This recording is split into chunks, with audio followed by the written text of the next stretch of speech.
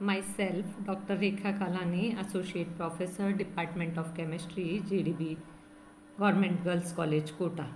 BSc Part 2, Paper 2, Unit 3. Aldehyde and ketones में अभी तक हमने नोमेनक्लेचर, इंट्रोडक्शन फर्स्ट, फिर नोमेनक्लेचर देखा, मेथड्स ऑफ प्रिपरेशन और उसके बाद में केमिकल रिएक्शंस हम देख रहे थे। इन केमिकल रिएक्शंस में हमने काफ़ी सारी केमिकल रिएक्शंस को पढ़ा है।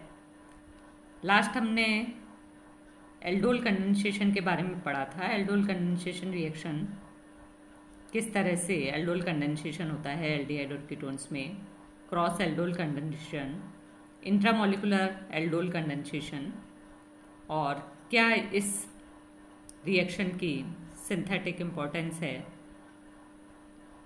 तो ये हमने देखा कि एल्डिहाइड और कीटोन्स का एल्डोल इंट्रामोलिकुलर एल्डोल कंडेंसेशन अगर हम करवाते हैं तो ये सिंथेटिक इम्पोर्टेंस की रिएक्शन है, क्योंकि इससे अनेक नेचुरल प्रोडक्ट्स जो हैं वो हम बना सकते हैं।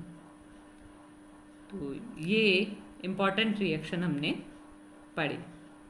इसके बाद में नेक्स्ट रिएक्शन जो है वो है हमारी कैनिज़रो रिएक्शन।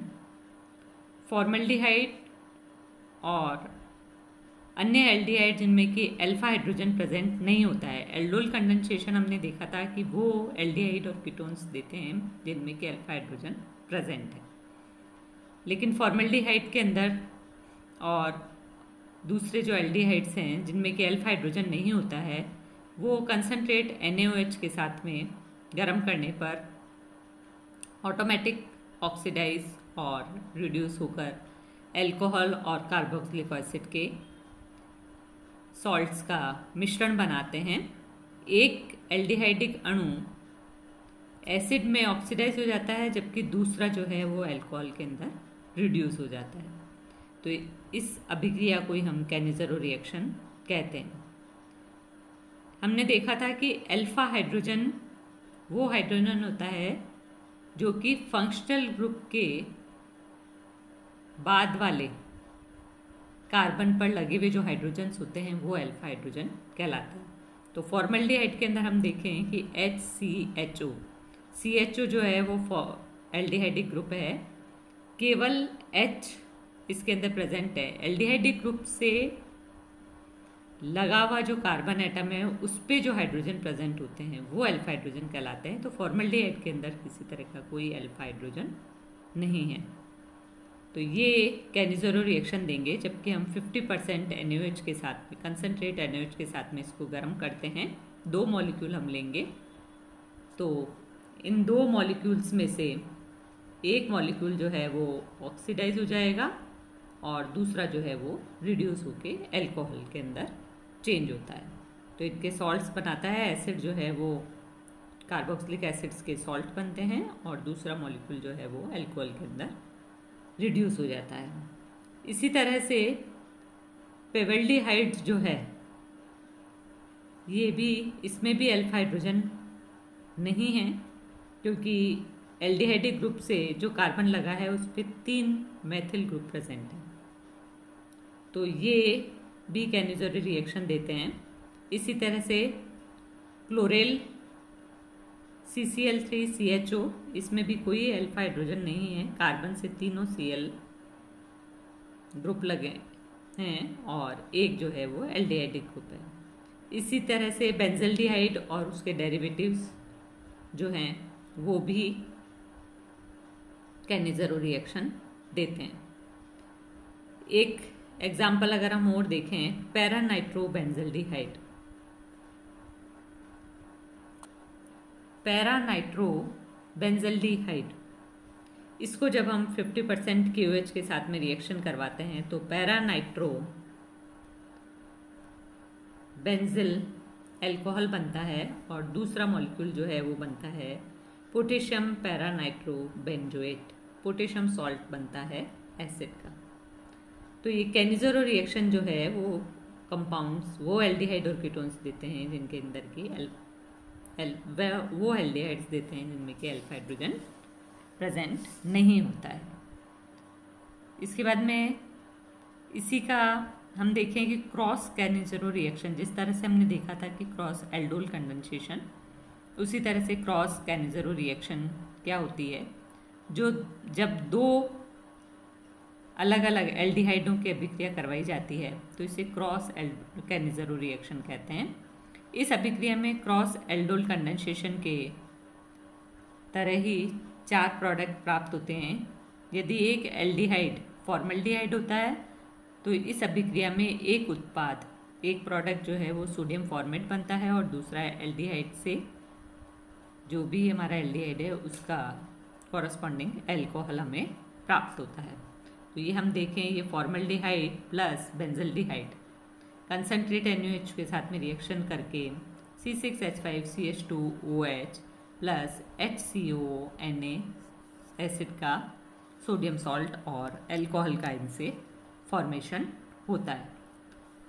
इसके बाद में इसकी मैकेनिज्म अगर हम देखते हैं तो कैनिज़रो अभिक्रिया जो है वो न्यूक्लियोफिलिक एडिशन रिएक्शन का एक एग्जाम्पल है। इस अभिक्रिया में लगातार 2 एडिशन होते हैं। पहला OH पर OH का होता है और दूसरा OH माइनस का होता है और दूसरा जो है H प्लस का होता है। ये मैकेनिज्म अगर हम देखते हैं तो इस मैकेनिज्म के अंदर एल्डिहाइड का ये मॉलिक्यूल हमने लिया है, न्यूक्लियोफाइल कंसनट्रेट NaOH है तो OH माइनस न्यूक्लियोफाइल होगा और एक एनायन का फॉर्मेशन होगा।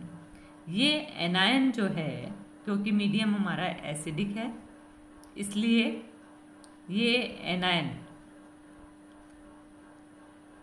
दूसरे एल्डिहाइड के मॉलिक्यूल के साथ में रिएक्शन करेगा।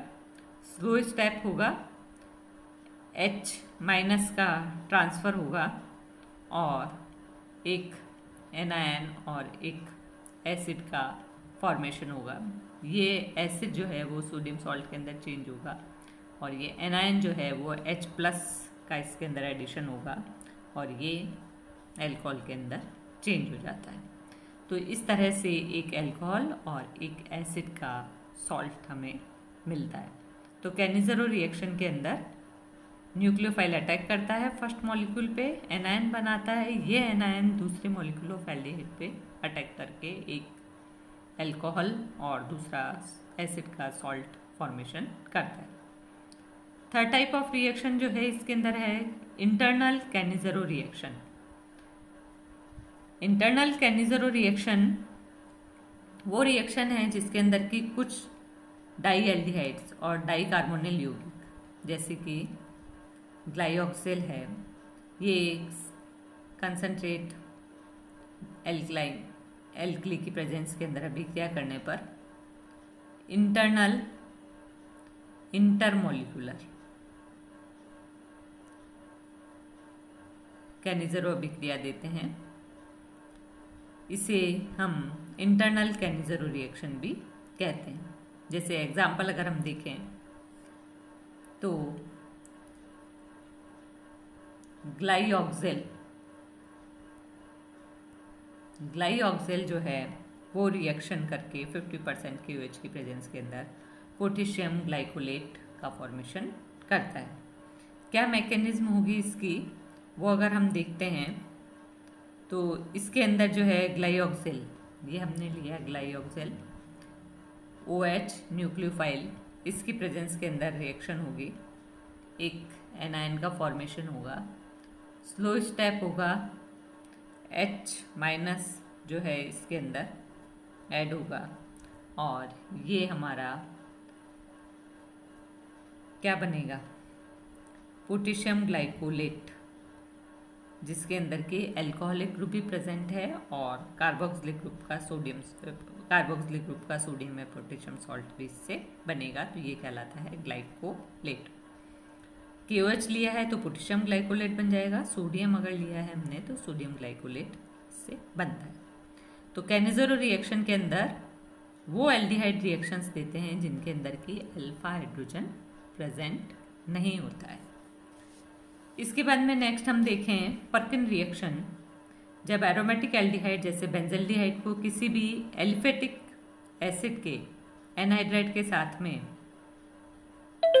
सोडियम सॉल्ट की उपस्थिति में गर्म करते हैं तो कंडेंसेशन होते ही बीटा एरिल एक्रिलिक एसिड बनता है। इसे ही हम पर्किन रिएक्शन कहते हैं। तो इसकी अगर हम देखें कि किस तरह से ये बनता है मैकेनिज्म, तो सबसे पहले जो है इसके अंदर ये हमने लिया बेंजल्डिहाइड, इसकी एसिटिक एनहाइड्राइड के साथ में रिएक्शन करवाते हैं in presence of sodium acetate. तो सिनेमिक एसिड का इससे फॉर्मेशन होता है, अल्फा बीटा अनसैचुरेटेड एसिड्स बनते हैं, aromatic acids, beta aryl acrylic acid. इसी तरह से अगर हमने बेंजल्डिहाइड प्लस प्रोपियोनिक एनहाइड्राइड लिया है तो इससे अल्फा मेथिल सिनेमिक एसिड का फॉर्मेशन इससे होगा। एसिड का सोडियम सॉल्ट एनहाइड्राइड से एक प्रोटॉन खींचकर न्यूक्लियोफाइल बनाने के लिए बेस की तरह इसके अंदर बिहेव करता है। तो ये एनहाइड्राइड जो है वो हमारा हम देखें CH3CO CH3CO COCH3 ये सोडियम सॉल्ट की प्रेजेंस के अंदर एक एनायन बनाता है। ये एनायन का फॉर्मेशन हो गया, ये और दूसरा मॉलिक्यूल जो है वो एसिड बना है। तो ये एनायन जो है वो फिर एल्डिहाइड के मॉलिक्यूल पे अटैक करता है।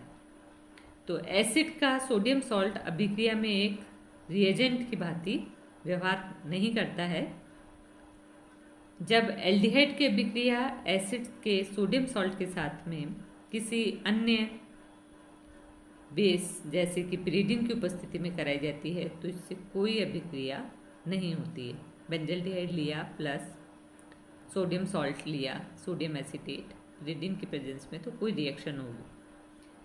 रिएक्शन इससे नहीं होती है। तो ये हम देख सकते हैं कि कोई इससे रिएक्शन नहीं होगी। दूसरी तरफ हम देखें कि यदि एल्डिहाइड और एनहाइड्रेट की अभिक्रिया अन्य बेस जैसे कि ट्राइथाइल नाइट्रोजन के साथ में पिरीडिन आदि की उपस्थिति में कराने पर इनमें alpha beta unsaturated acid cinnamic acid जिसे मिलता है, इसे ये सिद्ध हम प्रूव कर सकते हैं कि सोडियम एसीटेट एक कैटलिस्ट की भांति व्यवहार करता है, न कि एक रिएजेंट के समान। ये रिएजेंट की तरह काम नहीं करता है सोडियम एसीटेट जो है इस रिएक्शन के अंदर कैटलिस्ट का काम करता है। तो ये हम इससे प्रूव कर सकते हैं। इसकी मैकेनिज्म को अगर हम देखें तो जो इसका मेन स्टेप है, एनहाइड्राइड से एनायन एरोमेटिक एल्डिहाइड के कार्बोनिल ग्रुप पर आक्रमण करता है। एक एनायन का फॉर्मेशन हुआ जो कि हमने देखा था कि एनहाइड्राइड जब है उसको सोडियम एसीटेट के साथ में रिएक्शन करवाते हैं, एनायन का फॉर्मेशन हो गया। ये एनायन जो है वो एल्डिहाइड के एक मॉलिक्यूल के साथ में रिएक्शन करता है और एक कॉम्प्लेक्स एनायन का फॉर्मेशन करता है जो एसिड के साथ में रिएक्शन करके हाइड्रोक्सी कीटोन्स का फॉर्मेशन करते हैं। इनमें से एक वाटर मॉलिक्यूल निकलता है और अल्फा बीटा अनसैचुरेटेड एसिड्स का इनसे हाइड्रोलिसिस पे फॉर्मेशन हो जाता है और एक मॉलिक्यूल जो है वो एसिड एल्डिहाइड का फॉर्मेशन होता है। तो C6H5CH double bond CH COOH cinnamic acid का इससे फॉर्मेशन होगा, जबकि हम अगर बेंजल्डिहाइड लेते हैं तो ये सिनेमिक एसिड हमारा इससे बन जाता है। तो ये पर्किन रिएक्शन है जिसके अंदर की एनहाइड्रेट से पहले एनायन का फॉर्मेशन होता है और ये एनायन जो है वो एल्डिहाइड के मॉलिक्यूल के साथ में रिएक्शन करके अल्फा बीटा अनसैचुरेटेड एसिड्स का फॉर्मेशन करते हैं। तो ये अभी तक हमने देखा कि किस तरह से कैनिज़रो रिएक्शन के अंदर और पर्किन रिएक्शन के अंदर जो है वो हमारा रिएजेंट और रिएक्शंस किस तरह से होती हैं तो ये नेक्स्ट इसके अंदर हम देखेंगे एल्डिहाइड और कीटोन्स के अंदर बहुत सारी हमारी नेम रिएक्शंस हैं। ये नेम रिएक्शंस जो हैं वो इम्पोर्टेंट नेम रिएक्शंस हैं। इनकी मैकेनिज्म भी हमें पूरी तरह से आनी चाहिए कि किस तरह से इनसे एनायन के फॉर्मेशन होता है और ये एल्डिहाइड और कीटोन ग्रुप पे या कार्बोनिल ग्रुप्स पे अटैक करके और प्रोडक्ट का फॉर्मेशन करते हैं। इम्पॉर्टेंट सिंथेटिक प्रोडक्ट्स इनसे बनते हैं, नेचुरल प्रोडक्ट्स। तो ये बहुत इम्पॉर्टेंट रिएक्शंस हैं एल्डिहाइड और कीटोन्स के। इसके बाद में और भी कई नेम रिएक्शंस हैं, जैसे नोवेंजल रिएक्शन है, रिफोर्समेंट की रिएक्शंस हैं, बेंजोइन कंडेंसेशन है। इन सब को भी हम इनकी मैकेनिज्म भी देखेंगे।